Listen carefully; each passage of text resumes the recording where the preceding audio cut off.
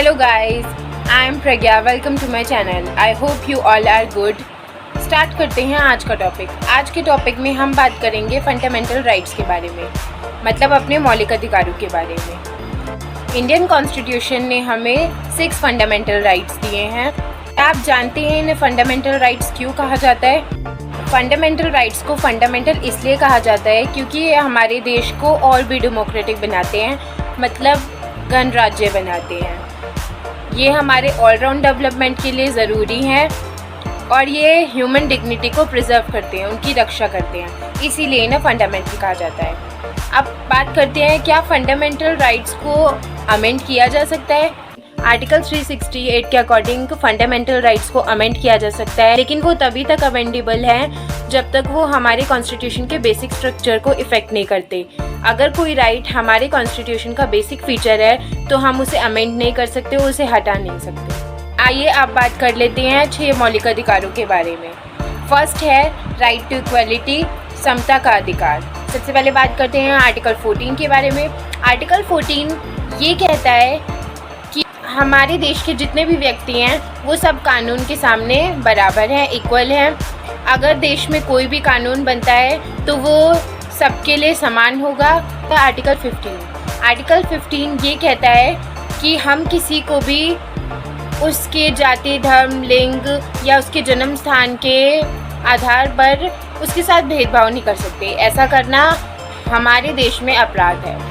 Article 16 ये बताता है कि अगर गवर्नमेंट कोई भी वैकेंसी निकालती है, किसी भी पद की नियुक्ति या नियोजन करती है, तो उसमें सभी व्यक्तियों को समान अवसर मिलेगा, उसमें हर व्यक्ति पार्टिसिपेट कर सकता है।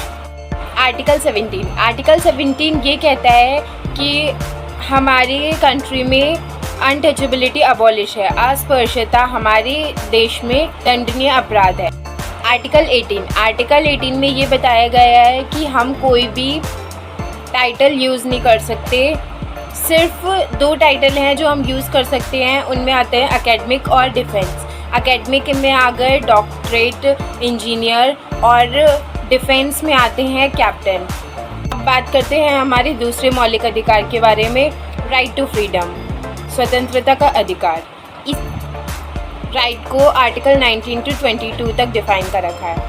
आर्टिकल 19 के भी सब पार्ट है, 19A, 19B, C, D, E, F, G। सबसे पहले बात करते हैं आर्टिकल 19 के बारे में। आर्टिकल 19 ने हमें ये राइट दे रखा है, हमें अपने भाव व्यक्त करने का अधिकार है, हम अपने थॉट्स एक्सप्रेस कर सकते हैं। फिर उसके बाद आता है 19B में ये कहा गया है कि हम कोई भी सेमिनार या फिर कोई भी मीटिंग कर सकते हैं, लेकिन वो विदाउट आर्म्स होनी चाहिए, उसमें हम कोई भी हथियार नहीं लेके जा सकते। 19C हम कोई भी इंस्टीट्यूट फॉर्म कर सकते हैं। 19D में ये कहा गया है कि हम देश के किसी भी क्षेत्र में जा सकते हैं, उसके लिए हमारे देश में कोई रिस्ट्रिक्शंस नहीं। 19E में ये बताया गया है कि हम कंट्री के किसी भी पार्ट में रह सकते हैं। 19F है राइट टू प्रॉपर्टी, जिसे 44th अमेंडमेंट के तहत हटा दिया गया था 1973 में, इसलिए अब हमारे मौलिक अधिकारों में नहीं आता है। अब हम बात करते हैं 19G में ये बताया गया है कि हम कोई भी प्रोफेशन चूज़ कर सकते हैं, कोई भी व्यापार कर सकते हैं। आर्टिकल 20 इस बारे में है कि अगर किसी पर क्रिमिनल चार्जेस लगे हैं तो उसको कौन सी राइट है।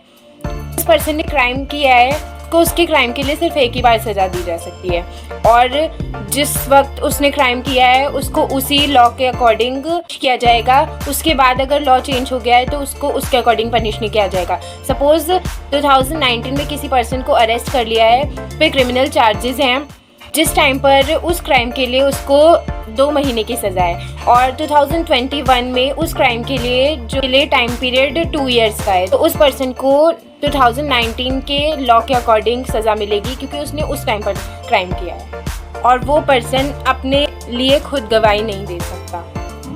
इसके बाद बात करते हैं आर्टिकल 21 में है right to life and liberty, हमें जीने का अधिकार है, ये हमसे कोई नहीं छीन सकता। और राइट टू लिबर्टी में है प्राइवेसी और हेल्थ। आर्टिकल 21 में ये बताया गया है कि 6 साल से 14 साल की उम्र के बच्चों को गवर्नमेंट फ्री एजुकेशन प्रोवाइड करती है। उसके बाद है आर्टिकल 22। आर्टिकल 22 में ये बताया गया है कि अगर किसी पर्सन को अरेस्ट किया जा रहा है तो उसके पास क्या राइट्स हैं। सबसे पहला उसके पास ये राइट है कि वो उसे जानने का अधिकार है कि उसको किस क्राइम के लिए उसको अरेस्ट किया जा रहा है, और वो चाहे अपने मनपसंद वकील को चुन सकता है। अगर पुलिस उसे अरेस्ट कर रही है तो पुलिस की ये ड्यूटी है कि उसे 24 आवर्स के अंदर मजिस्ट्रेट के सामने पेश करना होगा।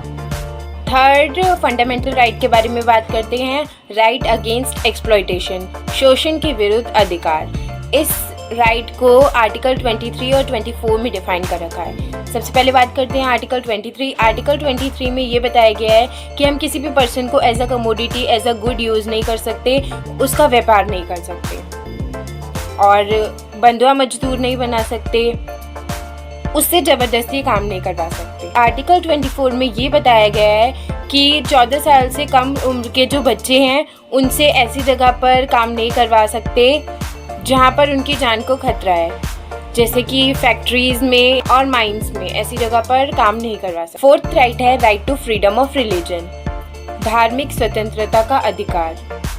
इस राइट को आर्टिकल 25 to 28 तक डिफाइन करा हुआ है। आर्टिकल 25 ये कहता है कि भी व्यक्ति कोई भी धर्म चुन सकता है और उसका प्रचार कर सकता है। आर्टिकल 26 में ये बताया गया है कि हम जो रिलीजन फॉलो करते हैं हम उससे रिलेटेड कोई भी इंस्टीट्यूट इस्टेब्लिश कर सकते हैं, उसको मेंटेन कर सकते हैं। फिर आता है आर्टिकल 27। आर्टिकल 27 में ये कहा गया है कि हमने जो रिलीजन फॉलो करा है हम उससे रिलेटेड वर्क में डोनेशन दे सकते हैं, उस पर टैक्सेस नहीं लगते, वो टैक्स फ्री होता है।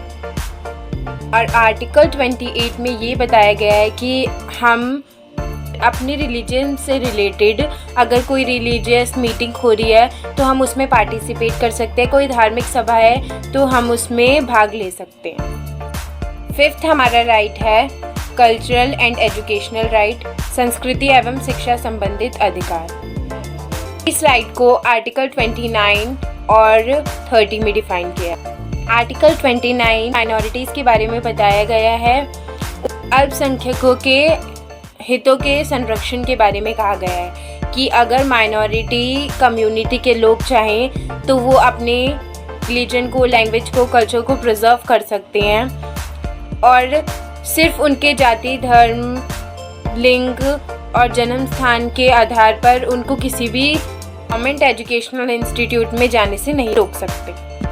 6 हमारा जो राइट है वो है राइट टू कॉन्स्टिट्यूशनल रेमेडी, संवैधानिक उपचारों का अधिकार। इस राइट को आर्टिकल 32 में डिफाइन किया है। इस राइट को B.R. अम्बेडकर कॉन्स्टिट्यूशन का हार्ट एंड सोल कहते थे। आर्टिकल 32 में ये बताया गया है कि अगर किसी भी पर्सन का कोई भी राइट इफेक्ट हो रहा है, वॉयलेट हो रहा है, ये राइट उसे ये इंश्योर करता है कि वो जुडिशरी के पास जाकर अपील कर सकता है। I hope you like my video. ऐसी और भी वीडियोस देखने के लिए मेरे चैनल को सब्सक्राइब कीजिए और अगर आपको ये वीडियो पसंद आई है तो इसे लाइक कीजिए, शेयर कीजिए। Thank you.